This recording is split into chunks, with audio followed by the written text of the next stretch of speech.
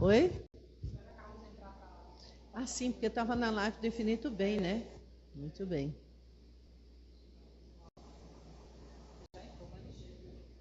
Pronto, ele corre de um lado para outro.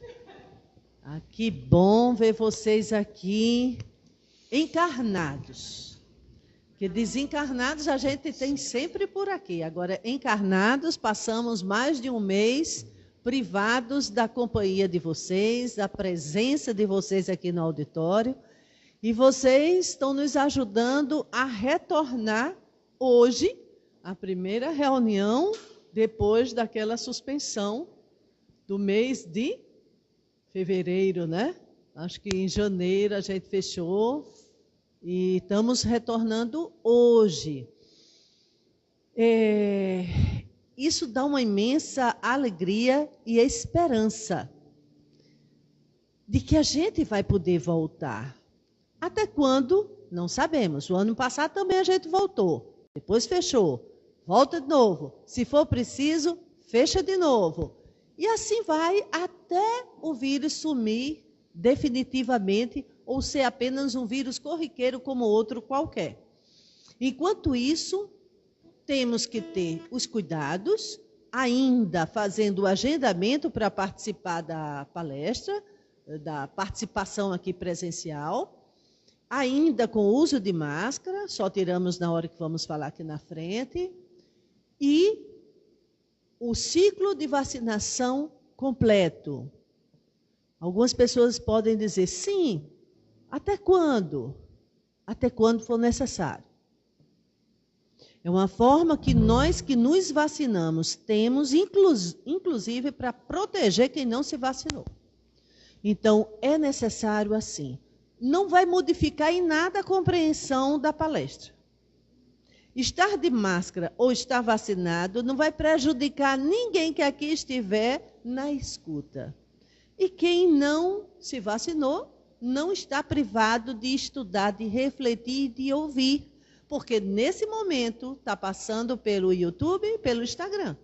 Então pode, no conforto do seu lar, na segurança do seu lar, assistir. Tá bem? E se na hora não puder, porque está trabalhando, está com a visita, está com alguma atividade, assiste depois. Então não tem problema. Ninguém fica sem assistir palestra, só se não quiser. Tá bom?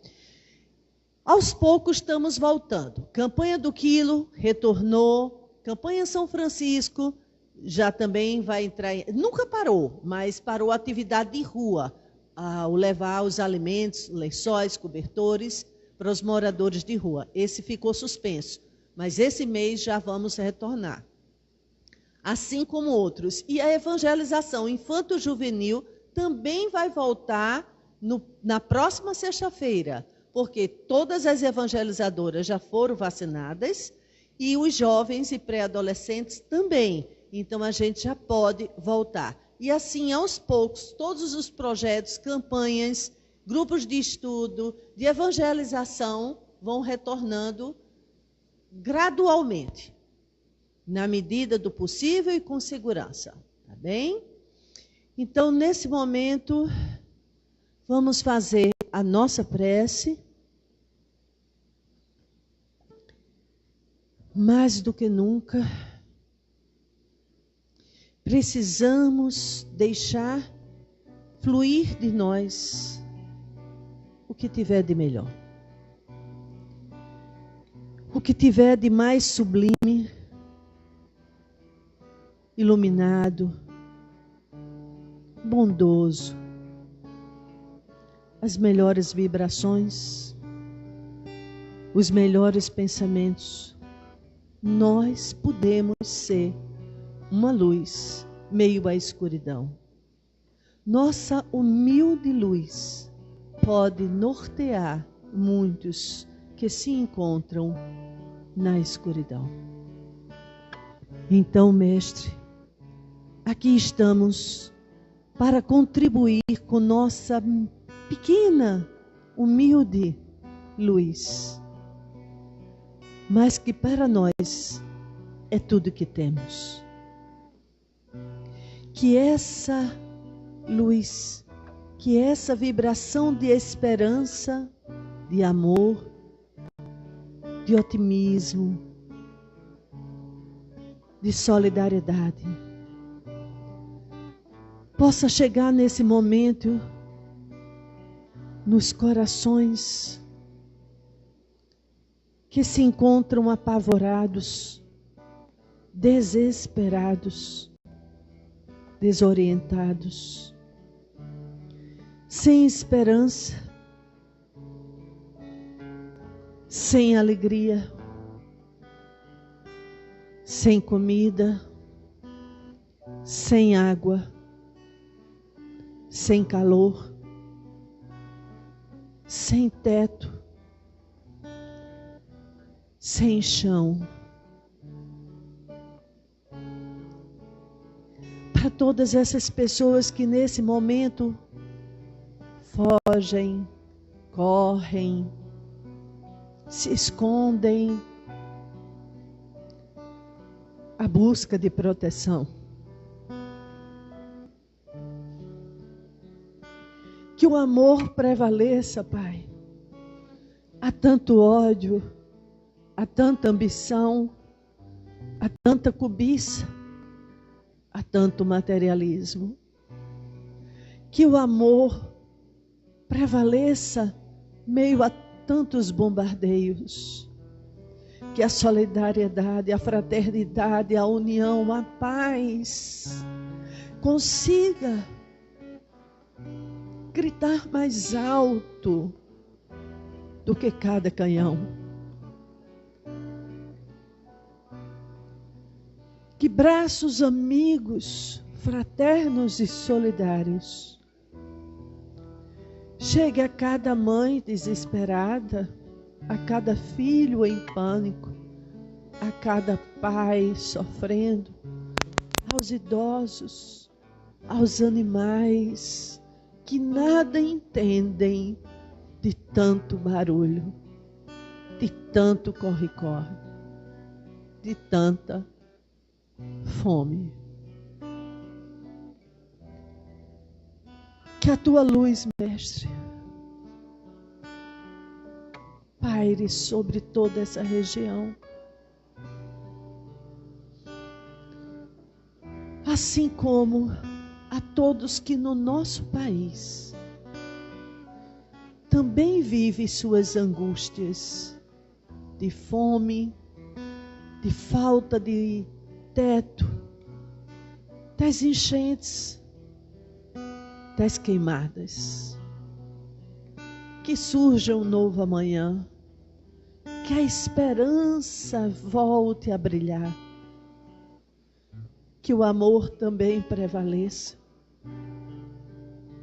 trazendo ânimo, coragem, força e determinação para vencer todas as dificuldades, todas as provações, todas as guerras externas e internas que ocorrem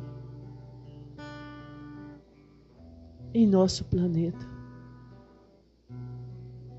E que nós, Pai, possamos contribuir, ter oportunidade de contribuir e de servir de qualquer forma. De qualquer forma. Mas que possamos, nesta encarnação, não ser a mão que fere, mas a mão que se estende e acolhe. Os braços não que derrubam, mas os braços que envolvem, abraçam e amparam. Obrigada, Pai. Sempre gratos pela oportunidade de servir e contribuir para um mundo melhor. Que a tua paz e teu amor se estenda sobre todos nós, hoje e sempre. Graças a Deus.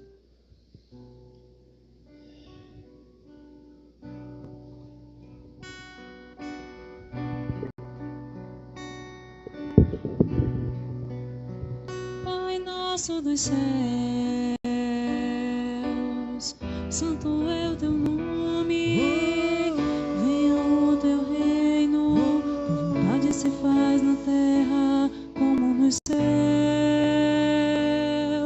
na terra como nos céus. Dai-nos hoje nossa parte de pão, perdoa as nossas culpas, quando perdoarmos a culpa dos nossos devedores. Não nos deixes entregue às provações, pois assim nos resgatas do mal.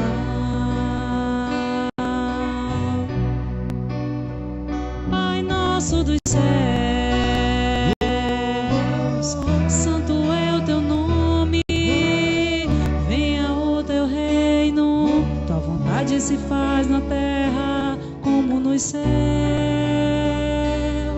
na terra como nos céus.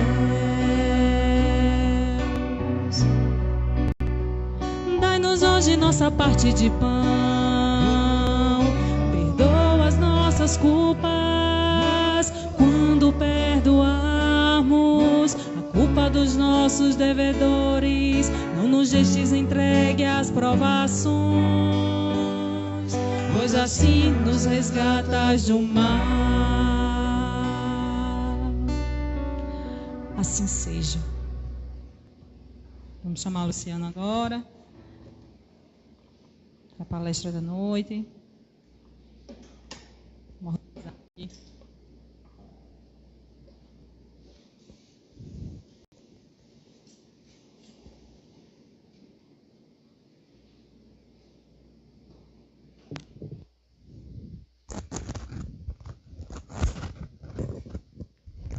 Deixa eu pegar aqui.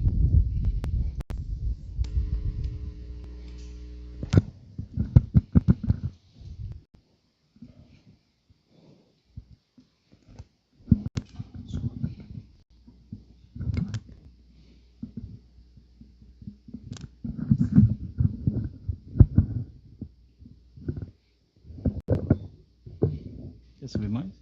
Não, tá bom. Para um outro. Obrigado, meu amigo.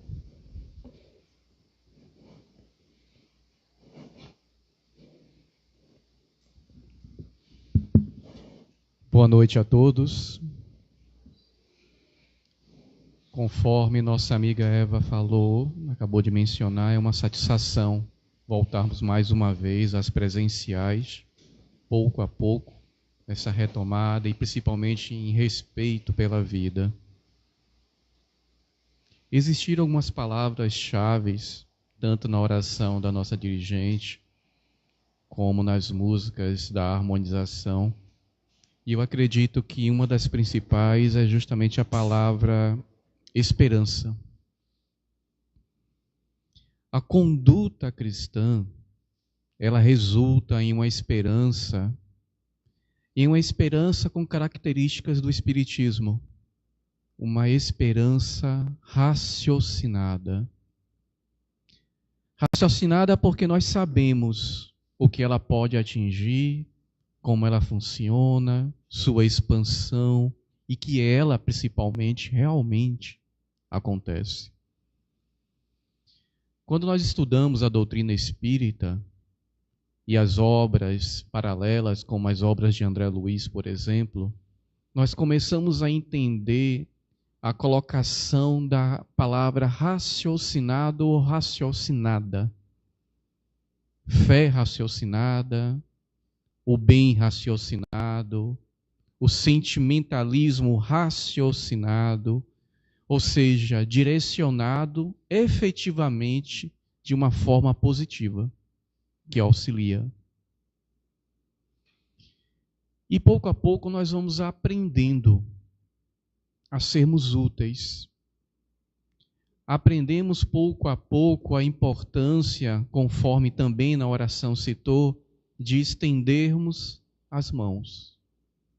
Tantas mãos estendidas, tantos corações nos auxiliando de diversas e diversas formas.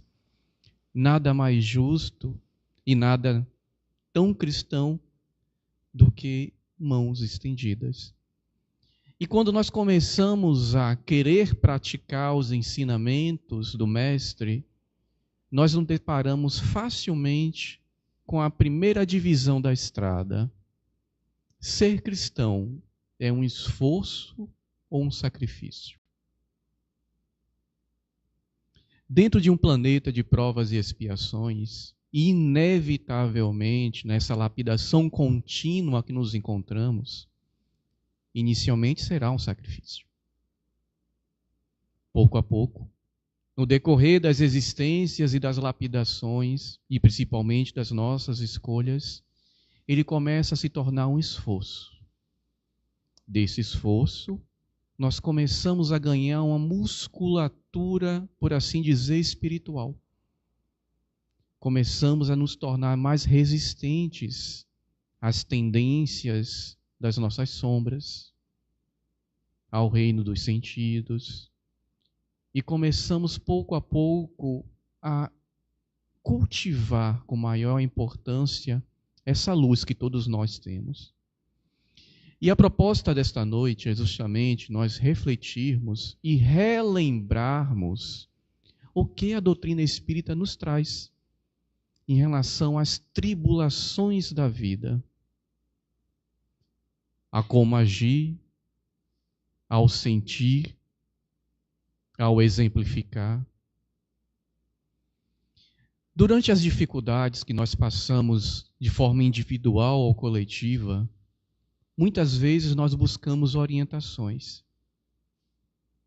Imaginemos, então, diante de uma situação ou individual ou coletiva de grande dor, e buscássemos através de um espírito no qual já temos respeito, por exemplo, entre vários benfeitores, e conseguíssemos receber uma mensagem, uma psicografia. E digamos que essa psicografia fosse de Emmanuel, especificamente para cada um de nós e as nossas particularidades. Como seria essa mensagem? Que motivações, que edificações essa mensagem traria às nossas mentes e aos nossos corações? Dentro do livro Luz no Caminho, no capítulo 10, existe uma mensagem que eu acredito que ela esteja muito alinhada ao que a nossa humanidade, nos dois aspectos individuais e coletivos, passa atualmente.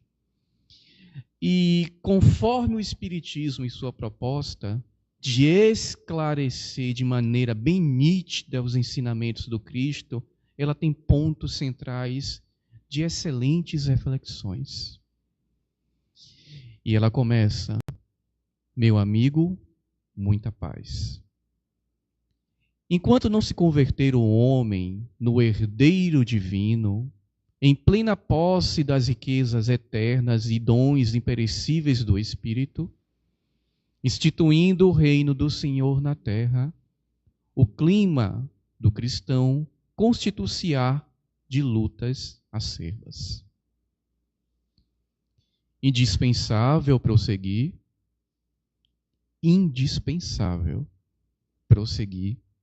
nas leiras da fé viva, arando e semeando para o futuro sem prender a atenção no passado.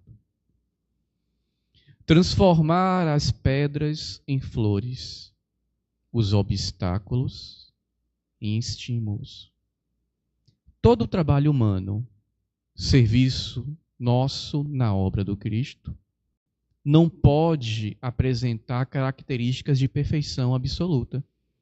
O Mestre, porém, aceita-nos a boa vontade, no esforço de cooperação sincera, estende-nos mãos fortes, sempre. Que a perseverança na luz e no bem vibrem em nossas atitudes. Continuemos desse modo atento aos nossos deveres. A sombra é um desafio à nossa capacidade de brilhar ao sol divino do amor. Amor que tudo converte em bênçãos de realização sublime, como a boa nova. A incompreensão representa forte apelo ao nosso atendimento, aos demais irmãos, a fim de que o testemunho em silêncio e a nossa fé possam ser aplicadas todas as nossas oportunidades no abençoado serviço da redenção. O desprezo é uma convocação à revelação das nossas possibilidades de amar como Jesus nos amou. O caminho é longo e a missão é complexa. Exigem desassombro e serenidade, confiança e otimismo, compreensão e fraternidade.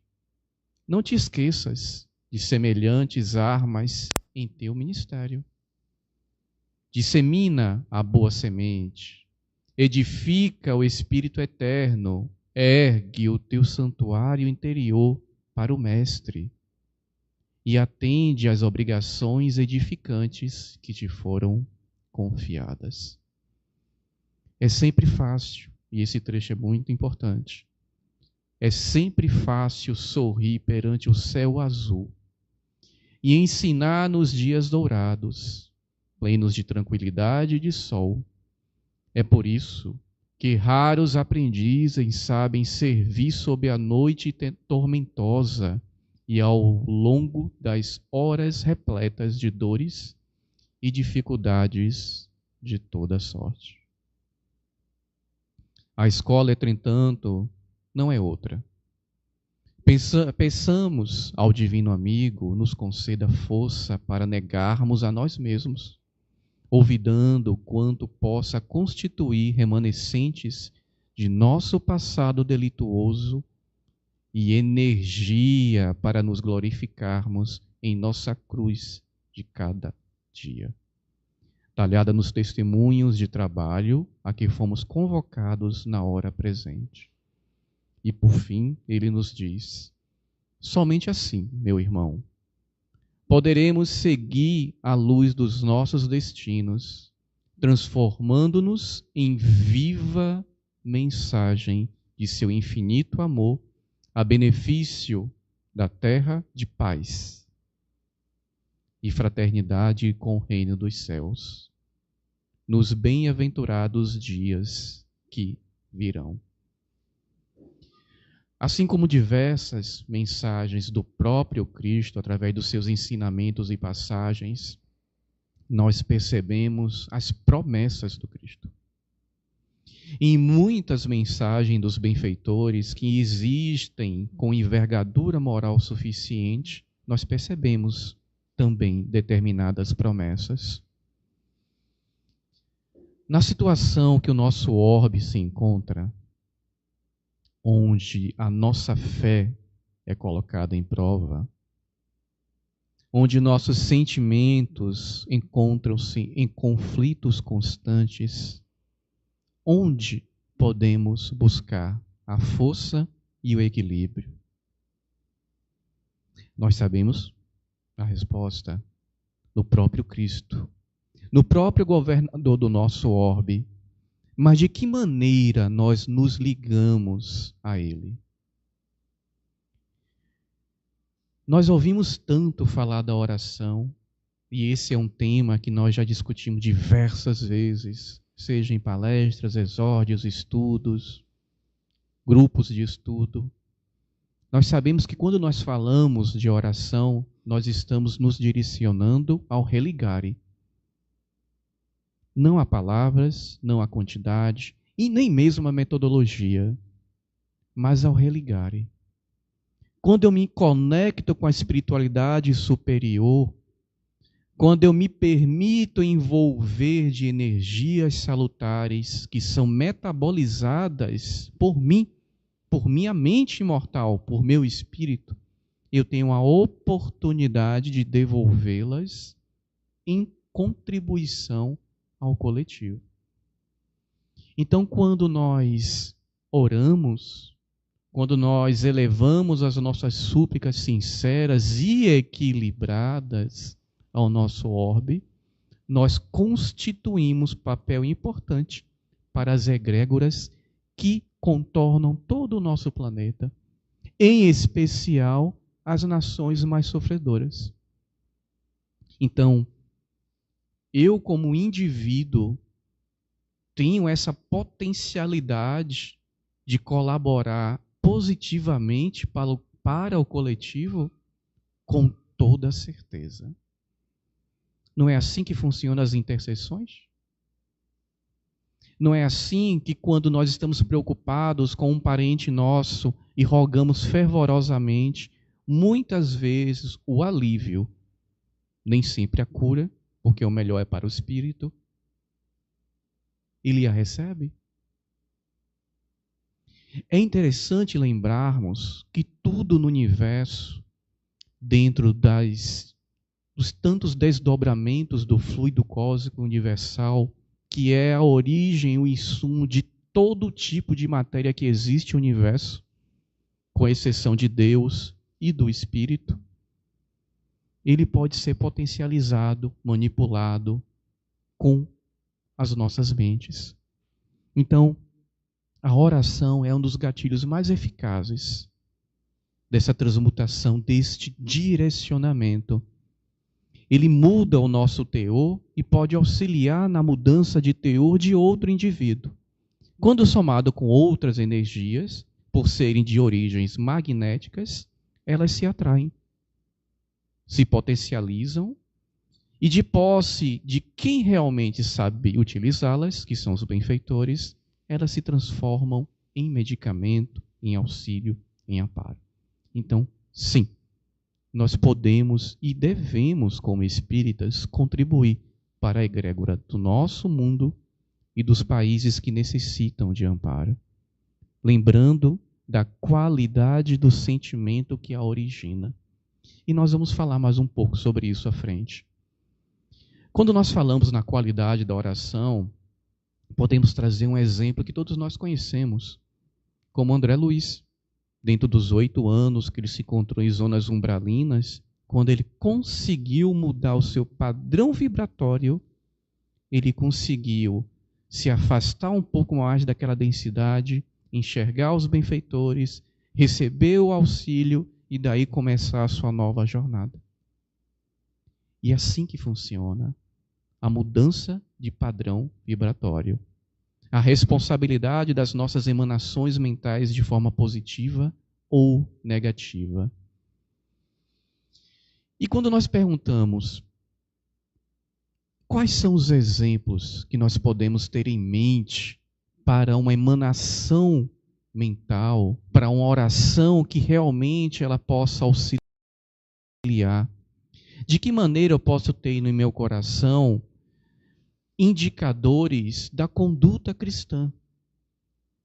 E nós temos diversos, nós temos o próprio exemplo dos apóstolos, grandes exemplos dos discípulos do Cristo, nós temos no próprio Evangelho segundo o Espiritismo várias divisões de uma conduta adequada. E particularmente, nenhuma indicação, nenhum roteiro dentro da nossa realidade e limitação de um planeta de prova e expiação é tão bem direcionado como no Evangelho segundo o Espiritismo. E aí acredito que muitos vão lembrar no capítulo 17 do item 3. Trechos do homem de bem direcionados para a nossa realidade atual, a nossa preocupação com a coletividade, são ótimos indexadores para a nossa mudança de postura.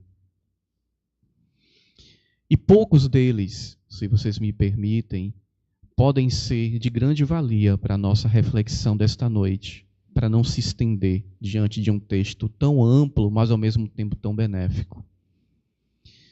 O homem de bem deposita fé em Deus. Deposita. Na sua bondade, na sua justiça e na sua sabedoria. Sabe que sem a sua permissão nada acontece. E lhe se submete à vontade em todas as coisas. Sem a permissão do Pai nada acontece. Nem as guerras. Tudo o que acontece no nosso orbe, quanto mais nós estudamos, quanto mais nós conversamos com os irmãos da espiritualidade, nós percebemos e reafirmamos isso. Que nada acontece por acaso é pura verdade. Não é uma ideologia. Ela é uma lei. Se determinada nação passa por determinada situação, existem medidas educativas e de reparação na coletividade envolvida. Mas isso quer dizer que eu vou me tornar indiferente à situação deles? De forma alguma. Tem um tema que a nossa querida amiga Eva aborda muito, que é o sentimento do desencarne, das pessoas, dos nossos núcleos que desencarnam. E eu acho muito importante toda vez que Eva lembra que o espírita, ele não pode ter receio nem vergonha de chorar, de admitir que sente dor, que sente saudade, de viver o luto, de passar pelos estágios naturais, não dessa partida, utilizando a mãe de Divaldo do vou ali e volto já. Mas é um vou ali e volto já que causa dor, por causa da nossa limitação. Então, viver todo o processo, ele é essencial para a saúde emocional, mental e orgânica. Nesse comparativo, as provas coletivas que têm o seu fim educativo e de reparação são necessárias para aquelas coletividades, sim. Mas eu não só posso, mas eu devo contribuir para o auxílio delas. Muitas vezes, os órgãos, instituições, eles movimentam os recursos materiais que são indispensáveis. Recursos que muitas vezes tardam ou às vezes nem chegam ao seu destino. Mas as vibrações, as emanações, o que temos de melhor no nosso espírito imortal, que é a nossa centelha divina, não existe barreiras que possam contê-las. E elas sempre chegam ao seu destino. Sempre. Quando eu me lembro do auxílio aos irmãos em sofrimento, em um dos nossos estudos do EAD, ainda no livro 1, ele fala sobre Maria. Nas belas palavras de Emmanuel, ele relata que Maria, quando desencarnou, obviamente ela foi recebida por Jesus. Acompanhada pelo próprio Mestre ao reino espiritual, Maria, após se recuperar da passagem, do retorno à pátria espiritual, ela pede para retornar a Roma e acompanhar o martírio dos primeiros cristãos. Muitas pessoas se perguntam de onde surgiu o cantar, os hinos de adoração que os cristãos traziam às arenas. E nesse estudo, o Emmanuel menciona que em um dos primeiros grupos que foram trazidos à arena, existia uma jovem com muito temor do que iria acontecer. Maria se aproxima dela e fala: canta, minha filha. Já imaginaram a cena? Maria, com toda a sua luz, com todo o seu amor, envolvendo aquela senhora, aquela jovem e todo aquele grupo, e ela começa a cantar os hinos de adoração. E todo o grupo a acompanha. Imaginem a vibração daquele coração da nossa Mãe Santíssima. Não nos comparando ao mesmo padrão de vibração, mas as nossas emanações chegam aos corações. Os recursos que nós originamos chegam ao destino pelas mãos caridosas dos trabalhadores do Cristo. nós geramos o próprio medicamento que esses espíritos precisam. Sejam do reino hominal ou do animal. Mas chega. Então, se sensibilizar com a situação é devida, sim. Entrar em desespero, em desarmonia, não. Porque nós não seremos eficazes nem úteis para os nossos irmãos, que eles sim estão passando pelas dores. Eles sim estão passando pelas provas e pelas expiações. Então, nós estamos começando a entender a importância da nossa postura mental. E essa postura mental, que ela é efetiva junto a mim e à coletividade e ao próprio planeta. Quando nós recorremos a Allan Kardec no livro A Obsessão, um livro que não é tão estudado quanto deveria, ele traz 2 parágrafos que são bastante interessantes para a nossa reflexão. Em resumo, a prece fervorosa e os esforços sérios por se melhorar são os únicos meios de afastar os maus espíritos, que reconhecem como senhores aqueles que praticam o bem, ao passo que as fórmulas lhes provocam o riso. A cólera e a impaciência os excitam. É preciso cansá-los, mostrando-se mais pacientes. Se um espírito quiser agir sobre uma pessoa, dela se aproxima, envolve-a com o seu perispírito, como num manto, os fluidos se penetram, os 2 pensamentos e as 2 vontades se confundem, e então o espírito pode servir-se daquele corpo como se fora o seu próprio, fazê-lo agir à sua vontade, falar, escrever, desenhar e etc. Assim ocorre com os médiuns. E assim ocorre conosco todos os dias. Então, se eu entendo que é por isso que nós somos médiuns, todos nós, porque todos nós somos influenciados pelo plano espiritual, de maneira positiva ou negativa, de acordo com o sentimento predominante em nossos corações, que vai ser uma resultante da nossa conduta moral. Por isso que o Espiritismo tem tanta preocupação com a reforma íntima. As nossas companhias estão determinadas por nós mesmos. Ah, mas eu tenho obsessores. Primeiro ponto, no planeta de prova e expiação, quem não tem? Até os veneráveis espíritas do nosso país têm os seus obsessores. E nós sabemos disso. Então, quando eu tenho um padrão vibratório salutar, eu dificulto ou neutralizo esse acesso. Ok? Então, no auxílio das nossas emanações, o processo é muito semelhante.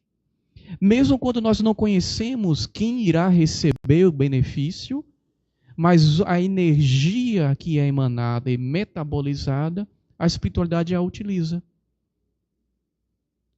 E muitas vezes, não só para aquelas vítimas, muitas vezes não, sempre.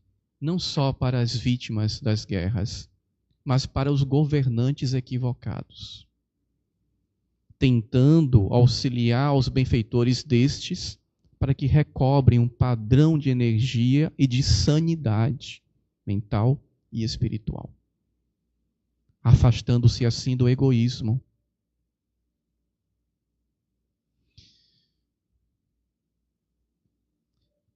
Em uma palestra no mês passado, em um dos parágrafos de citação, eu mencionei uma parte chamada caridade essencial. E na preparação desta palestra dessa semana, quando eu fui fazer pesquisas de palestras antigas de 2016, 2017, eu não me recordava que o parágrafo inteiro, o capítulo, na verdade, inteiro, ele já tinha sido utilizado em outra palestra.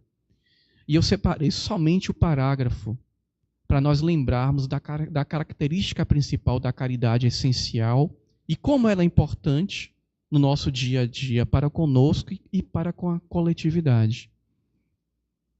Vinha de Luz, capítulo 110, título Caridade Essencial. E nos últimos parágrafos, ele traz uma reflexão.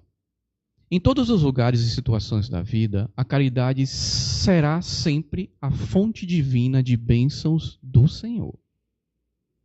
Quem dá o pão ao faminto e água ao sedento, remédio ao enfermo e luz ao ignorante, está colaborando na edificação do reino divino em qualquer setor da existência ou da fé religiosa que foi chamado. Antes, porém, da caridade que se manifesta exteriormente nos variados setores da vida, pratiquemos a caridade essencial, sem o que não poderemos efetuar a edificação e a redenção de nós mesmos. Trata-se, e agora quem lembrou da palestra vai lembrar desse pedaço, da caridade de pensarmos, falarmos e agirmos, segundo os ensinamentos do Divino Mestre no Evangelho. É a caridade de vivermos verdadeiramente nele, para que ele viva em nós.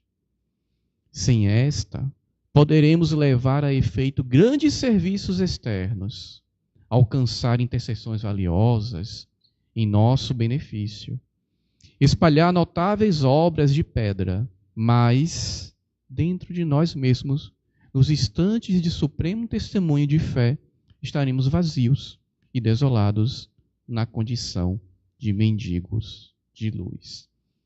É por isso que, nessa trajetória de espírito imortal, nós não podemos mais adiar as mudanças que são necessárias.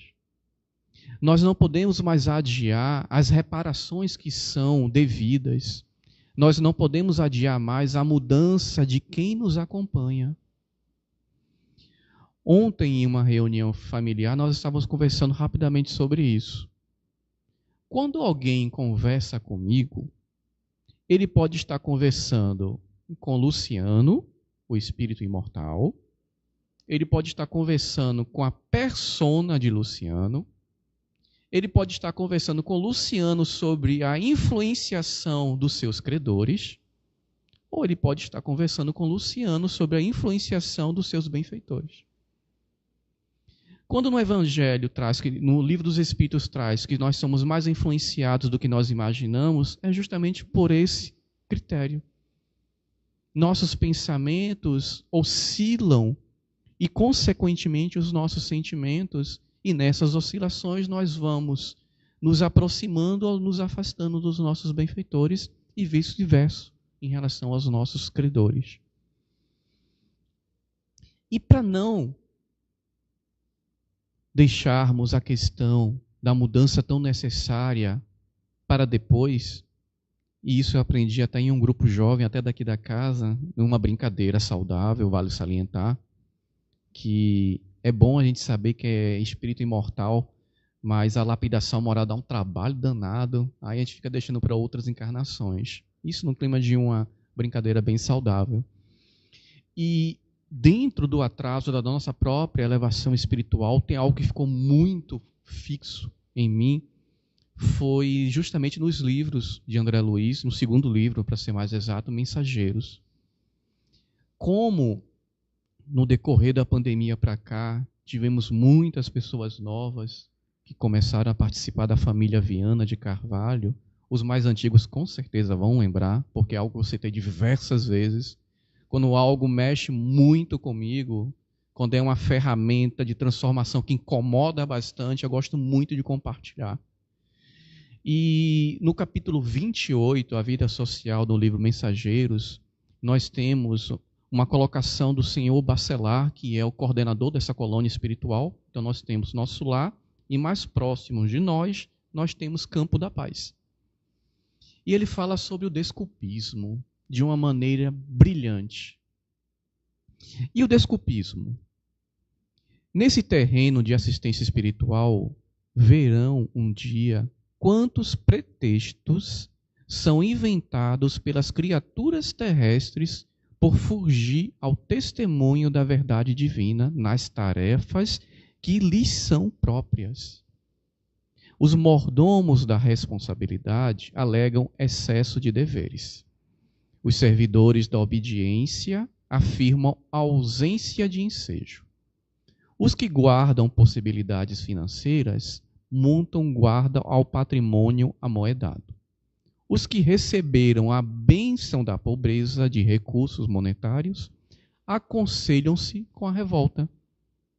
Os moços declaram-se muito jovens para cultivar as realidades sublimes. Os mais idosos afirmam-se inúteis para servi-las. Os casados reclamam quanto à família. Os solteiros queixam-se da ausência dela. Dizem os doentes que não podem. Comentam os sãos que não precisam. Raros companheiros encarnados conseguem viver sem a contradição. E essa colocação é cirúrgica em um ou mais quesitos do dia a dia de qualquer pessoa, queira admitir ou não, mas é uma reflexão extremamente valiosa. E nos momentos que nós nos deixamos levar por sentimentos ou comportamentos que nós já sabemos ou percebemos que não são saudáveis, mas eles parecem colossais em relação a tentar lutar contra eles, e aí nós caímos na questão do desculpismo. Não posso, não consigo, vou deixar mais para frente, vou deixar para a próxima ou as próximas encarnações.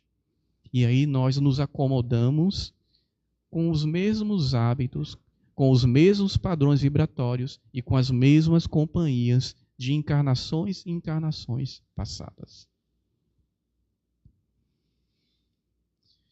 Dentro de um panorama que nós vivemos de uma guerra, de dores de nações, muitos, inevitavelmente, se remetem a questões apocalípticas.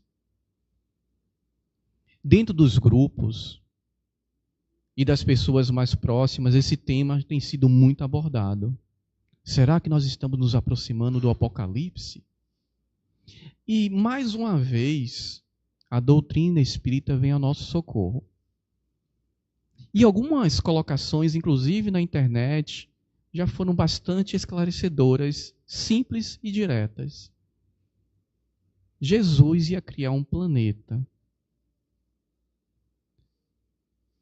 sobre a ordem do Pai Celestial para permitir que o homem acabasse com ele?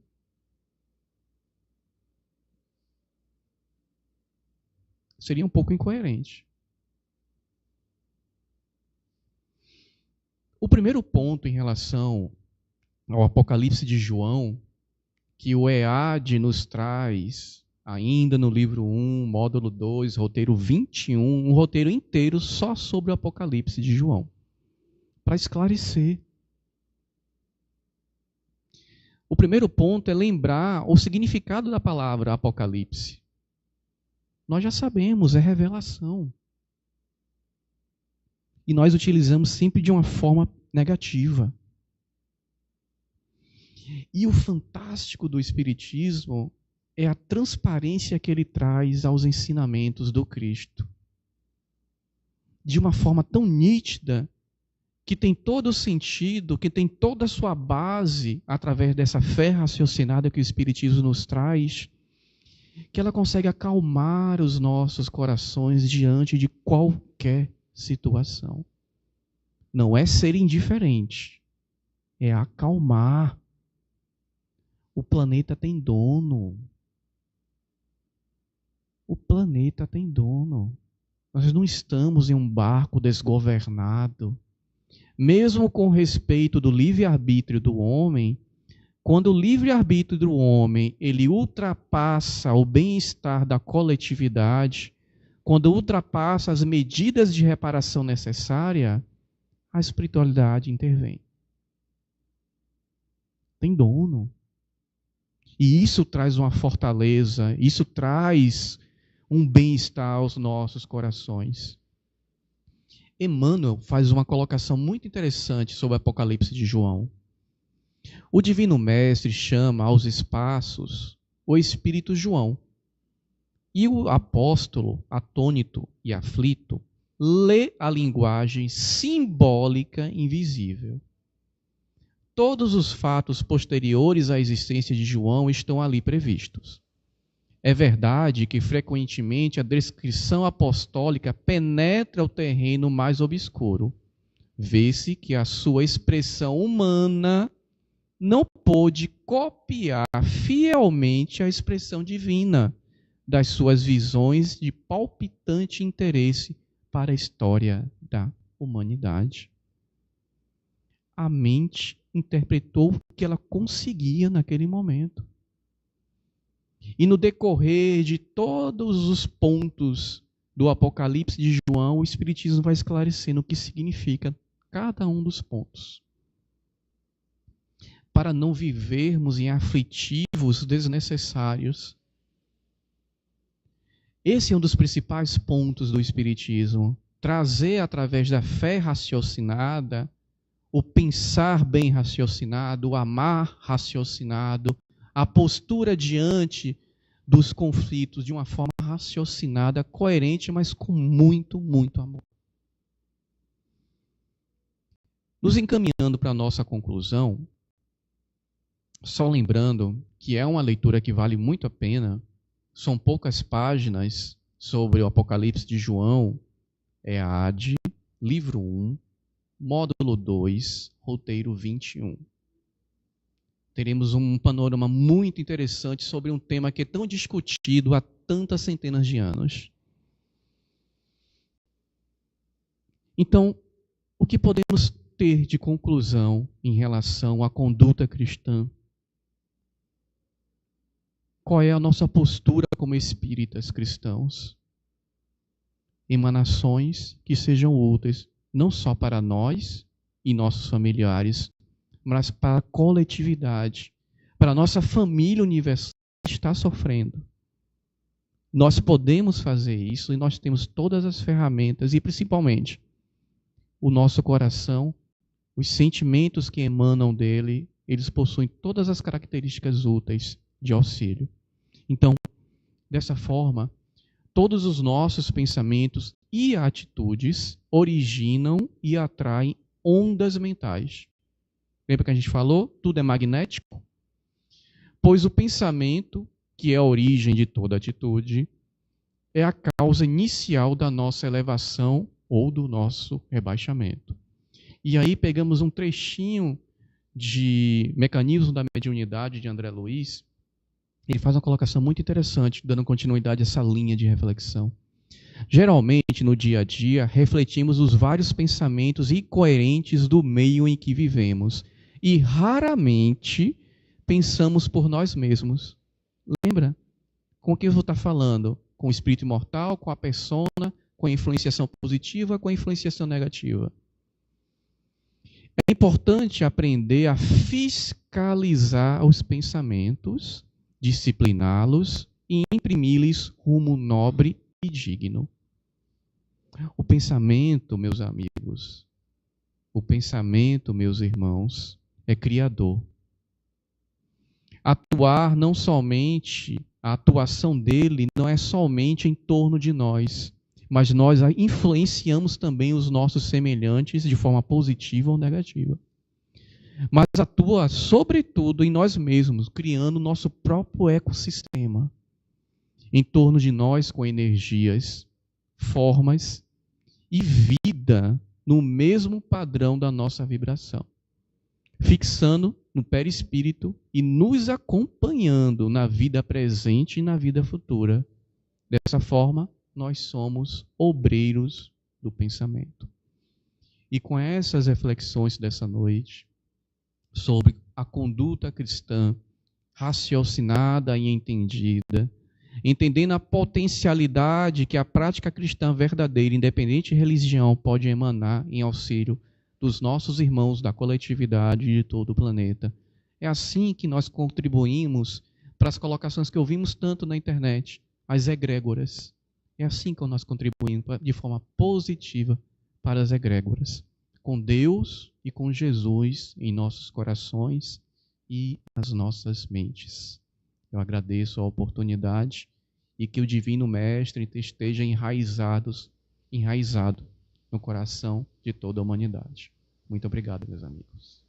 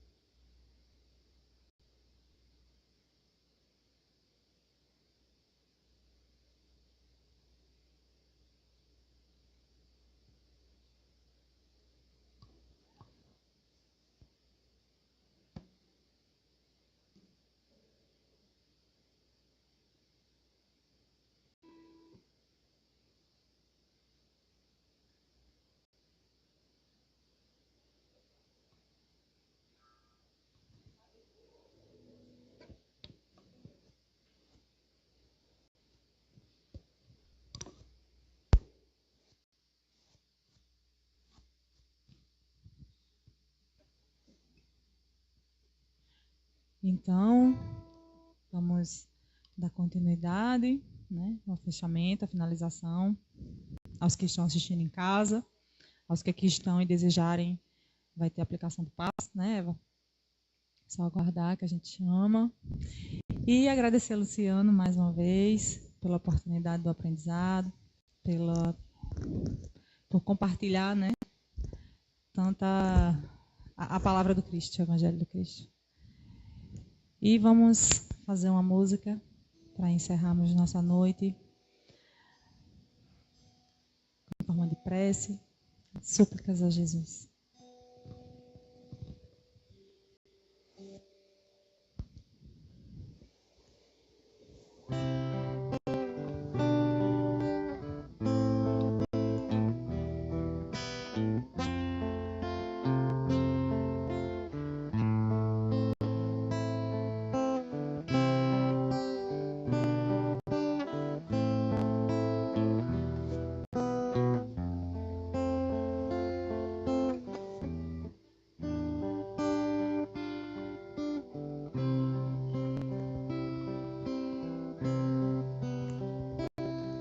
Jesus, no silêncio da prece, teus irmãos a ti pedem paz, para aliviar um pouco as aflições.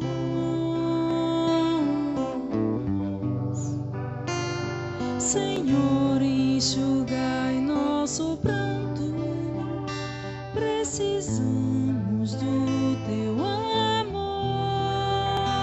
e sentir tua presença envolver nossos corações. Por isso vem, Jesus.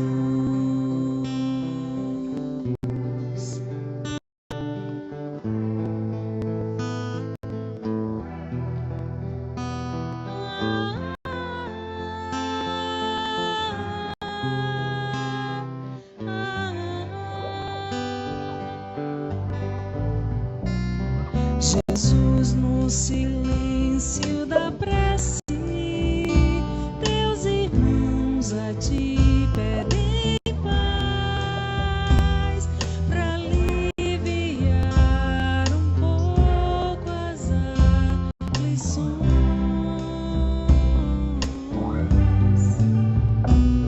Senhor, enxugai nosso pranto,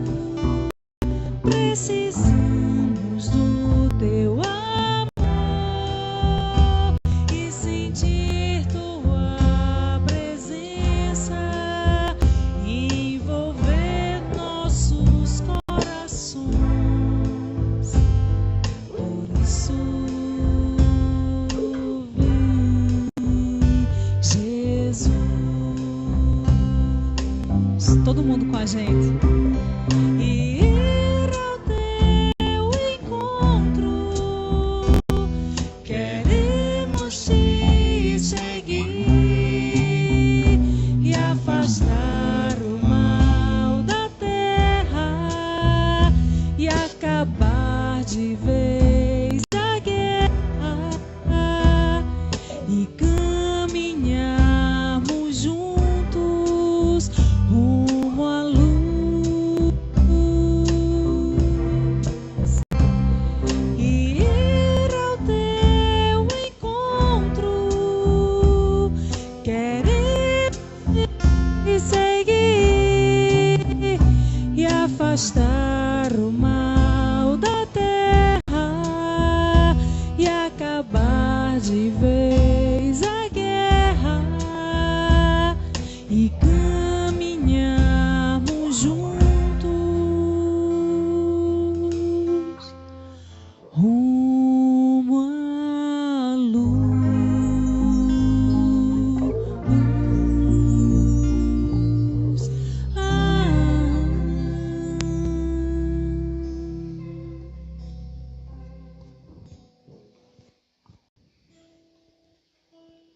Aos que desejarem retornar às suas casas, vão